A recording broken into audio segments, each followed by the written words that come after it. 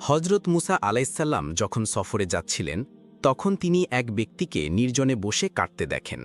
ঠিক সেই মুহূর্তে একটি পাখি তার ঠোঁটে করে আঙুর নিয়ে আসে এবং লোকটির সামনে রেখে উড়ে যায়। মুসা আলাইসাল্লাম লোকটির কাছে গিয়ে জিজ্ঞাসা করলেন, তুমি কে এবং কেন কাঁদছ? লোকটি দীর্ঘশ্বাস ফেলে বলল, হে মুসা, আমি একজন বড় পাপী। আমি আমার জীবনে অগণিত খারাপ কাজ করেছি। আমি ৩৫ বছর ধরে ইবাদাত করছি এবং আমার পাপের জন্য ক্ষমা চাচ্ছি।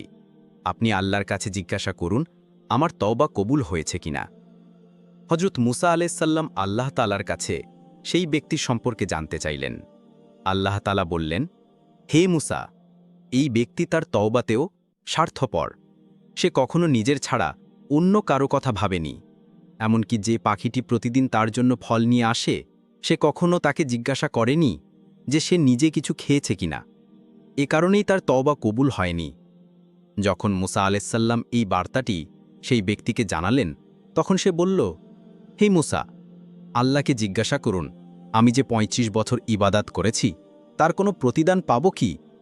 আল্লাহ তালার হুকুম হল, তাকে বলে দাও যে তাকে একটি দোয়া করার অধিকার দেওয়া হয়েছে, কিন্তু সে ক্ষমা ছাড়া অন্য কিছু চাইতে পারে।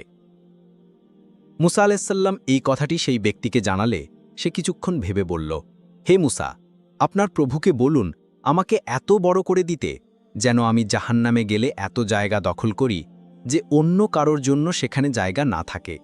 এই কথা শুনে মুসা আলাইসাল্লাম বললেন এবং আল্লাহর কাছে আর্জ করলেন, হে আল্লাহ, আমি তাকে কি উত্তর দেব? আল্লাহ তালার হুকুম হল, হেই মুসা, এখন পর্যন্ত সে আমার একটি পাখিরও পরোয়া করেনি, কিন্তু আজ সে প্রথমবারের মতো নিজের ছাড়া অন্যের জন্য চিন্তা করেছে। তাকে বলো যে আমি তার সমস্ত গুনাহ মাফ করে দিয়েছি।